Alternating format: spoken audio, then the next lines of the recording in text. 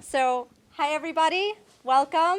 Thank you so much for braving the uncertain weather and coming out tonight.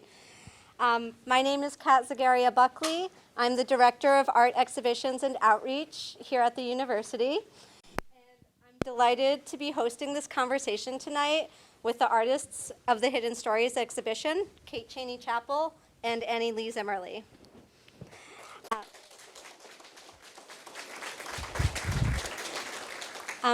Kate is a painter, printmaker, book artist, and poet. Her recent sculptural work reflects her deep concern for the natural world and its creatures as human-generated pollution harms interconnections in the web of life. She studied with Finnish painter and printmaker Väinö Kola and spent a junior year in Paris, later finishing her degree here at the University of Southern Maine. Kate founded the Center for Book Arts at the university in 2007.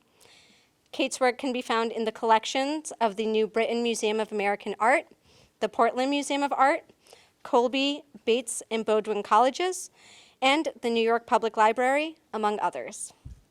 Kate is a member of Peregrine Press and maintains studios in Westbrook and on Monhegan Island. Lee-Zimerle is an interdisciplinary artist with a background in painting, printmaking, and book arts. Her work explores transferring thoughts into tangible forms. These thoughts are often inspired by her personal experiences, reflections on domesticity, and the mundanity of contemporary society. She also explores responses that she has to certain events that have occurred, small or big, and memories of things, concrete or abstract. They are brought to bear in a delicate narrative to provoke dialogue between viewers and her work. Annie received her MFA from the School of the Art Institute of Chicago. Her work has been exhibited nationally and internationally in museums and galleries and is in numerous private and public collections, including the Springfield Museum of Art in Ohio, the Harold Washington Public Library in Chicago, and the Harold Washington Public Library in Chicago. She has been invited and served on grants panels and advised a wide range of foundations, including the Maine Arts Commission, the Ohio Arts League, and the National Endowment of the Arts. Annie is currently a program director of the Cheney Chappell Center for Book Arts and an assistant professor here of art at the University of Southern Maine. Before we begin our Q&A with the artists, I just wanted to share some thoughts on composition and composure that this exhibition has me considering. When we talk about the composition of an artwork, we are typically referring to its formal qualities with an interpretive end.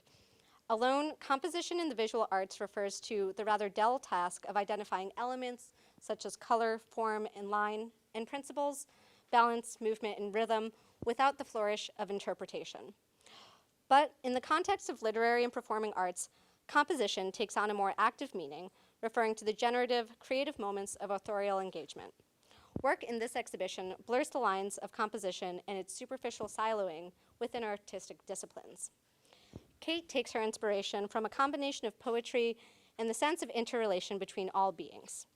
With a strong environmental yet lyrical bent, her work seamlessly blends concern for the smallest creatures among us, such as frogs and starfish, to the colossal occupants of our world, such as mountains.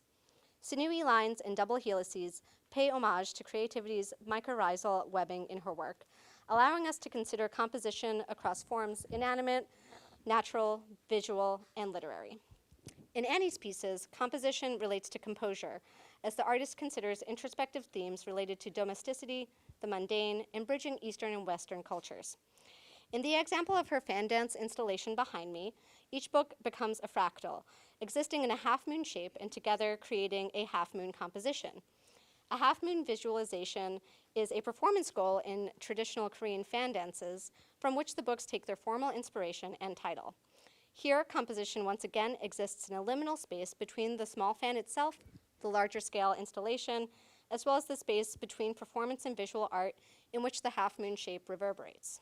So, with that in mind, I'd like to ask the first question to both of you, which is, can you tell me how you consider composition, both broadly in terms of your inspiration and in terms of your work? You're welcome to begin, Kate. Okay. Well, this is not going to do anything for my voice out there, but it's going to be on the camera. when I think about how I compose things, and I think in terms of musical composition or literary composition, I think of where will I find the scaffolding to place what I'm concerned about or what I'm seeing. And I also have a second part, which is creating marks that I kind of stockpile using printmaking techniques and using a variety of printing forms, either collagraphs with freeform recognizable shapes, like the starfish, or things that I collect, such as what I collected in COVID, which was the bread ties that are so ubiquitous in our kitchens, and the inserts in Pellegrino bottles. Those are found in the double helix, which in itself is a symbol. So in some ways, I'm looking for what is the symbol I want to hang some of my pieces, my imagery on, and what will inhabit it. So there's a skin there that is covering that double helix. And to me, that connects with all the interrelations that we experience in the natural world. So I'm very concerned about plastic in the ocean. That's why in the Mother Ocean piece, there are bits of plastic mixed in with the baby octopus and the starfish.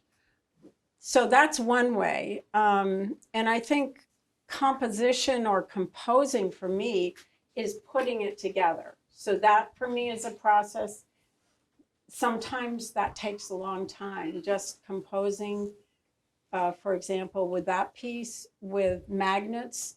And I had strips of paper that I would place with the magnets. And that took probably a year to get right, because it's printed on both sides and it has to all fit together.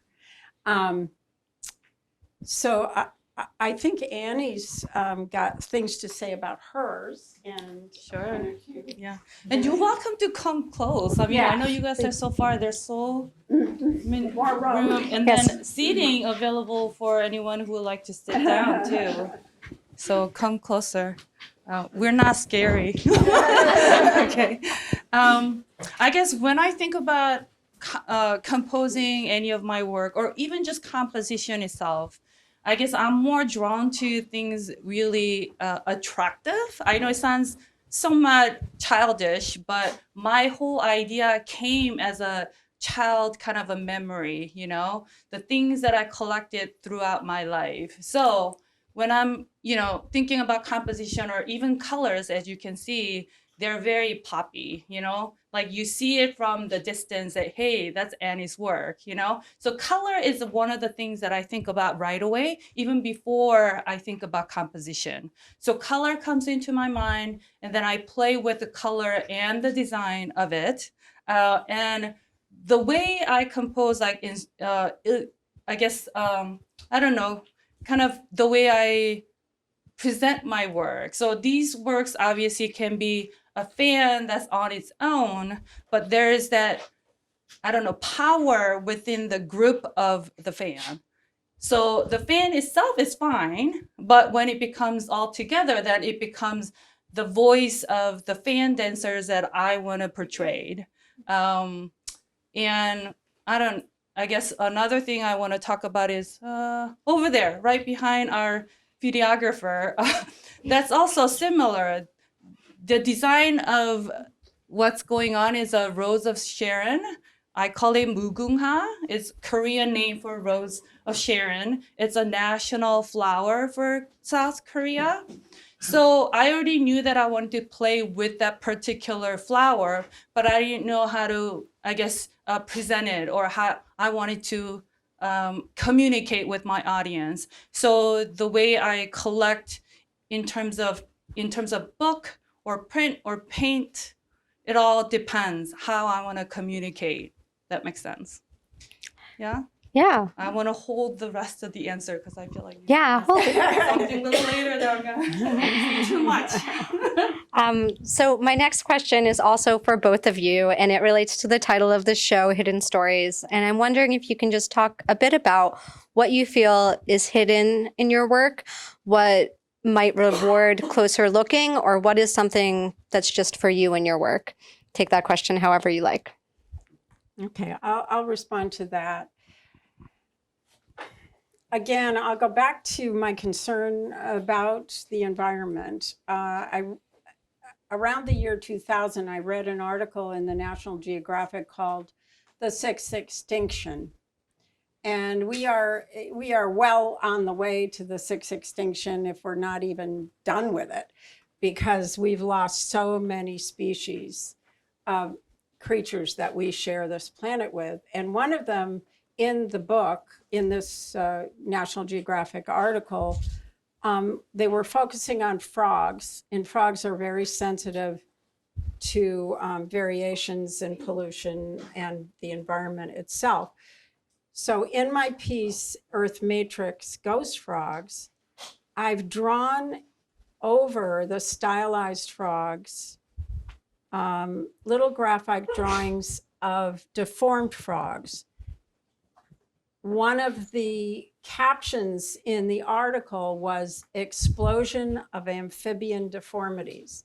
So that became the title of several pieces that I did in a series. And I realized that those little bodies that I saw laid out on the lab table in that magazine really affected me. They looked almost human. They had 3 arms, no legs, lots of strange combinations of deformity. And I've depicted those in those little graphic drawings that are very hard to find unless you're looking for them. So they are hidden in the piece. But that's because everything's hidden. I mean, the ocean in this piece, you know, when we think of the ocean, we look out on a summer day and we see how beautiful it is and the light is sparkling off it. And you think, well, the ocean looks pretty good, nothing wrong there. But there are little minute particles of plastic floating in it and affecting the creatures that ingest it, and also swirling around in ocean gyres. So we know this, but I want to show it in a way that makes you think, oh, that's kind of nice. But then looking more closely, you see something hidden that's disturbing. Yeah. I guess I'm kind of like, yeah, my work is somewhat similar in the way that they look pretty, but when you kind of see the hidden story behind it, it's kind of no longer pretty, but yet still powerful. So again, I'm going to go back to the work that I talked before, the Mugunga, the pop-up book of Rose of Sharon, that came about after the story from shooting that happened in Georgia, where Asian crime, like hate crime, was really, really high. And I believe at the time, like 6 women, all Asian, were killed in a spa. So that's when I kind of crunched. I mean, I know I live in a society where things do happen, but I felt like I was never targeted until that point. But then at that point, yeah, I felt like all the things that I was experiencing, I was trying to hide behind rather than speaking out. So that came about after that incident, and I wanted to kind of express my way of overcoming as an Asian woman in this society where people are trying to make us small, but I wanted to be bigger, you know? And after that, this came about, and the fan dancers in Korea are somewhat similar. They're all women, female dancers, group of dancers who dance. And it came as a tradition that kind of empowering the female empowerment, or minority, they call it, you know? So it's not just us making it look pretty in front of audience, but what we can do and what we can present as a group. So this came too. Anyway. I was also hoping maybe you could discuss any overlap you see between both of your works. Like what is a theme or a concept that you're both working with besides the overlap of media? Do you want to answer? Sure. Yeah, I think Kate and I kind of are looking in a very similar way of approaching different media. So she's also a printmaker, I'm a printmaker, she's a book artist, and I'm a book artist. So in terms of how we approach, I think you're kind of similar. We talked about this in the past, where we have an idea, and then certain things we feel like the book arts really carries that theme, and it really delivers to our audience. Then we'll kind of go towards that particular area of bookmaking. And then sometimes printmaking is the way we approach, because the idea of labor intensity that involves in printmaking really helps to come across our ideas too. So if you guys don't understand printmaking, they really look simple. They're obviously, here's a couple examples, and you see all over in Kate's framework, they're all printmaking process. So they seem very simple, but they take hours of, kind of layering and registering and placing it over and over again. And a lot of times when you look, there may be 1 out of 5 editions, but in order to get that 5 edition, we most likely printed like dozen or 20, even more to begin with. And then you kind of, every layer that you put on, right? Things happen. So you kind of throw it away, So then we end up having that smaller edition. So it becomes somewhat precious in that moment too. But I do feel like that process of making in print is part of our work, right? Yeah, I think so too. And I was going to say, if you throw anything away, just give it to me. And I'll print with it, or I'll go with it, because one of the things that I do is I never throw, well, this is not good to admit. My 2 daughters are here. I don't throw much away, not anything, but I do use it in my process. I will just throw it. I think, oh, I don't like that. But then there's some part of it that I can use in some piece, and it becomes suddenly the cornerstone of the piece. So it's a very interesting thing that what you don't like at first might be something that really is important and you need to look at some more. So we are probably going to collaborate. Yeah.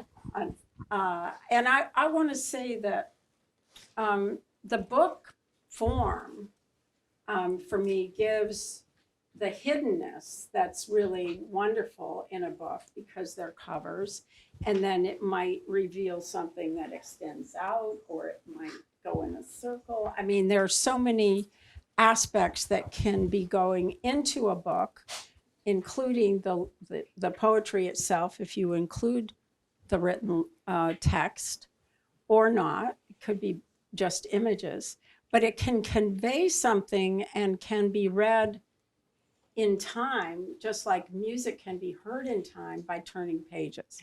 So there's something about that that's also, they can be revealed in a show like this, and they're static, but they're meant to be read.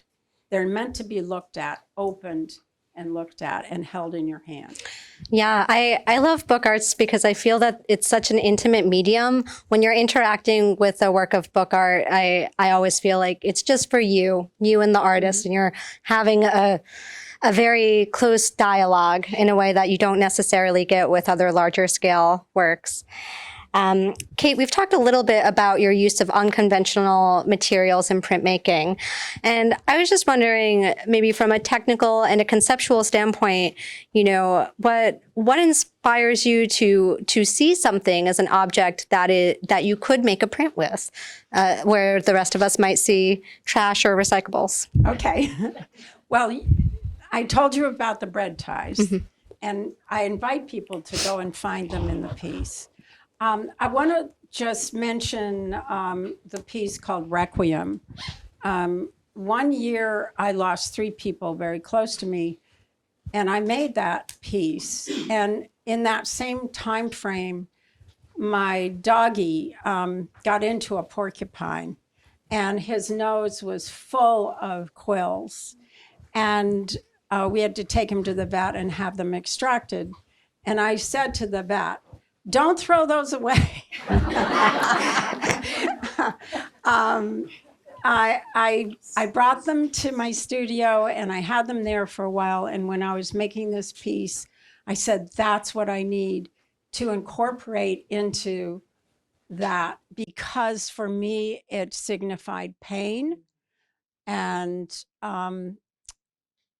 it was a very visceral reminder that when we lose someone, we feel that pain so acutely. It's a real physical pain, and I was trying to communicate that.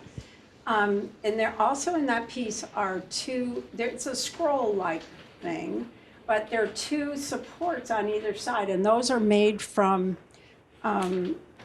the tines of a bamboo rake. And they, to me, are like the thing that sweeps the dead leaves. It's part of it. And they're leaves that are, they're actual leaves, and they're printed leaves in that piece as well. So they're just disparate elements, but you're always looking for how to put them together to make a meaningful whole. Thank you. Annie, I also wanted to ask you, you said that one of the themes that you often use in your piece is the mundane. How did you choose that as a concept for artistic investigation? I find mundaneness somewhat kind of obviously we all know ordinary things can be comfortable, but it could be tiring in my opinion too. But I am drawn to it because I feel like I grew up thinking I was very ordinary, but now I look back, it wasn't. The things that I experienced, it wasn't really ordinary. So I guess in that way, I'm more attracted to that idea. And then even the culture itself, So for example, these two prints that you see across from one another are very mundane objects, that we probably have seen in an apartment or even in a house. I don't know, chandelier or some kind of a light with the bed. And I have a radiator with the chair. So just growing up, I don't think a lot of people, but at the time I didn't know that was not normal, but I moved to, that I can recall, 7 different schools from K through 12. And then even as an adult, I don't know, I feel like I moved almost every single year from one apartment to another because the rent will go up every year, until I got, settled down in a suburb somewhere because I could no longer afford a city life.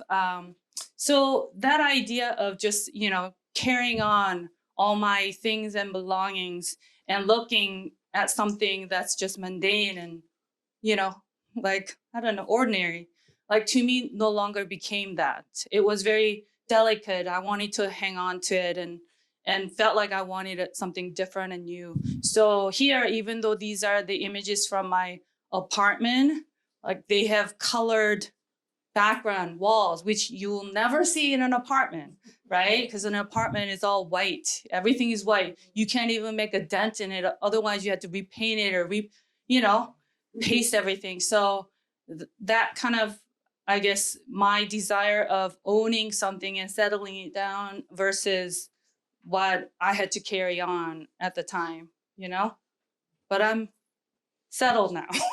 Here in Maine. My next question is for Kate. I'd like to talk about your concept of the web of interrelatedness as it spans 3 particular works. We discussed Earth Matrix a little bit, but I'm also interested in thinking about it as it applies to your Mountain Time series and Keys to a Home No More. Okay. Well, Mountain Time's over on that wall. There are 3 in a series of about 6 of them. And in that, if you look closely there, you'll see little graphite marks. 1, 2, 3, 4, 5. 1, 2, 3, 4, 5. That's called a tally mark or a way to keep track by 5s. I saw that first, that way of notating time in a dungeon in southern France. And it just made me realize that experience of time, which is so hopeless and long, and one day after another day and just marking it off, is the way we can often experience chronological time. And the mountain is, to me, the way we experience a more expansive time that the Greeks called kairos, or as kind of a spiritual time, or a time where past, present, and future is not really that important, that that is an enduring time, or a time with duration. So there are two kinds of time. One is more the spiritual time. The other is the time where you're checking your watch and you're behind and you don't have time. But you realize that time is a human construct no matter what, and you can choose how you experience time. So that puts those two together, Chronos and Kairos. And Keys to a Home No More? Keys to a Home No More. Well, that's over there on the pedestal. When I was on a train from Vienna to Verona, I met a family who were fleeing from Syria. This was a while ago. And I had my luggage. My husband and I were trundling along. It was the last car. And they saw us and they offered me a seat. They didn't offer him a seat, but they offered me a seat. And I sat down with them. I had no language to communicate with them, but they had cell phones. And one woman was pregnant and the other one was her sister. And they showed me a picture of a little girl on their phone. And that mother started crying, and I realized that they left that child behind, and they were fleeing because their city was in ruins. And I made a book called Aleppo, and then subsequent to that, I got involved with another project where it was also about migrants or refugees from Syria who came to the island of Lesbos. And that's what this book is about. And the woman there with her daughter left the camp on Lesbos, and she forgot her keys, and someone went running after her and said, "You lost your keys. You forgot your keys. Here's your keys." And she said, "I have no home. These are keys to a home I no longer have." So I thought about that a lot, and thought about the way to convey what's it like to have keys but no home. We all have keys to our homes. So what do you do with that? I tried to figure out how to put it into a book. And the way I decided to do it was to make these cutout shapes to see through, which were the shape of the keys. And I got all those different keys came from different friends. And I made the keys. And the little keys are held, the positive shapes are held on the rafting material that came over in the boat that carried the refugees from Turkey over to Lesbos. So that's, you can read the account, which is in the poem form, by the Greek woman who helped them. Thank you. Yeah. Annie, I was wondering if we could talk a bit about the impetus behind your Perfect Wife series. It's sort of in the alcove back there. This is getting a little late. I'll make it quick. Okay. So the Perfect Wife series is towards that corner. If you haven't seen it, you can go see it later. And that said, I'm not perfect. Okay. But so that series came actually about, I work in series. So I will start something and it takes me years, to continue. And even if I have completed one section, I may go back in another year or two and revisit. So these are ongoing kind of series that I've been doing. And then after that, my sleep series came kind of with it. So it's kind of continuing that idea. But that was when I got married, became a wife, and had kids. So became a mother. But at the same time, I was a full-time, teacher, and I wanted to be a full-time practicing artist. So I had all these tasks that I had to do and try to manage everything. And it was just, my day was just so filled with everything that I had to do. So when it comes to Perfect Life series, again, it was, again, for me, important to do it in printmaking, because that whole intensity of laboring a layer at a time and making the print come to life after maybe 12 or 15 layers of color was literally reflection of my life at the time. So those, obviously, if you don't know printmaking, each color is a different layers. So you can only imagine with probably 10, 12 colors or 15 colors in a lot of those, it takes time making it. And then I know some people might also wonder about my, I guess, the pigs images that I have a lot in my prints. So briefly talking about pigs is, obviously, it's not like I love pigs. They're delicious. Sorry, I'm not vegetarian. But it was one of the things that when I came and brought the Asian culture, Eastern culture with me, I also noticed that Western culture, pig or bacon was very praised, the flavor of everything, people will, if you are obviously meat eater.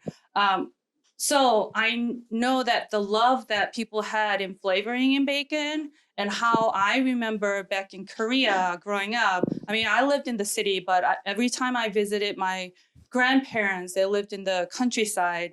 We had actually pigs in one corner of their yard, and they are literally live garbage disposal, like I would say. So we will eat like a watermelon, and instead of like collecting it, I remember my grandparents just telling me to like toss it to the pigs, So we'll just like toss it and they'll like clean it up for you.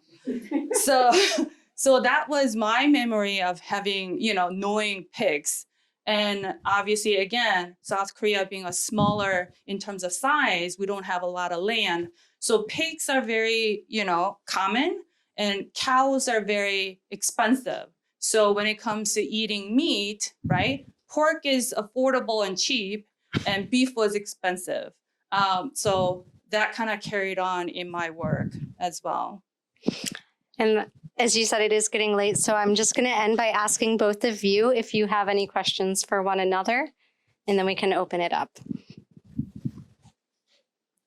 I know she already mentioned, but I would love to. It's not really a question. I guess it's more of a statement. We should definitely collaborate. Yeah? Make it nice and short. Yeah. But if you have any questions. No, let's go there. Let's go there. Yeah. No, I think that's fine. Okay. All right. Does anyone have any questions for the artists before we close? I wanted to ask you, you spoke about. Can you give her the mic? Your connection with the form. Can you talk about yours? On the book arts? Yeah, sure. So I also really got interested in because book arts, obviously not a lot of people know about it, So I was kind of like in the similar situation when I was in school. Book arts was not something common. People never really heard about it. No one knew about it. And then I somehow encountered it in printmaking department. And I really love the idea of that intimacy between me and the audience, or the author and, as a reader. So as a painter, you just paint and you hang it usually, and then there are a lot of times you can't really go and touch the painting. There's that distance between what's, displayed and how you see it, where I thought book arts kind of broke that barrier. So even though it's painted, a lot of books that I make is either printed or painted. So even though they're painted, there is that, like way for you to come and visit me and touch it. And a lot of my work is all about me. So in a way, you're coming and touching me.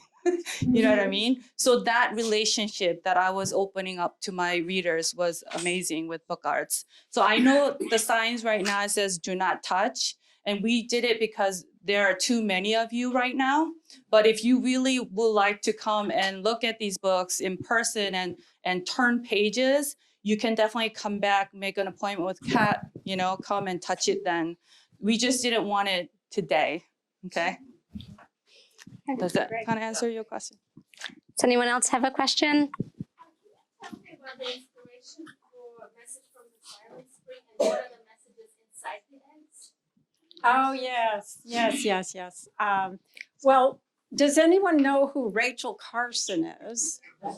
Oh, very good. A few people, but it's surprising to me how many people don't know her, but she is the mother of modern ecology, I would say, and a fierce fighter for the environment back in the 60s. And she inspired me. And one of the things, she wrote the book Silent Spring, and I was asked to do a show to mark that anniversary of that book. And I made these eggs to contain messages that were quotes from her, but also because DDT that she was writing against in Silent Spring, the material that is like our PFAS today, is in each egg. If you open it up, there are the messages about why DDT wasn't good for eagles. And the nest is there as a placeholder for a much bigger nest that I built on the campus with the students that contained those eggs. And then there are quotes from Rachel Carson also. So things like all the life of the planet is interrelated. Each species has its own ties to others, and all are related to the earth. That's Rachel Carson. No one lives to himself. Man's fight against nature is essentially a fight against himself. So she was amazing, and she was attacked and later exonerated for her science because she was a woman and because she was rattling the chemical industry who wanted her to be silenced. But she wasn't. She was very brave. Okay, thank you. I think we're going to close there. If you have other questions, the artists are still here. Maybe you can reach out to them. Thank you so much, Annie and Kate, for your time and for this beautiful show. I hope everyone has a good night. Thank you, Kat. Thank you.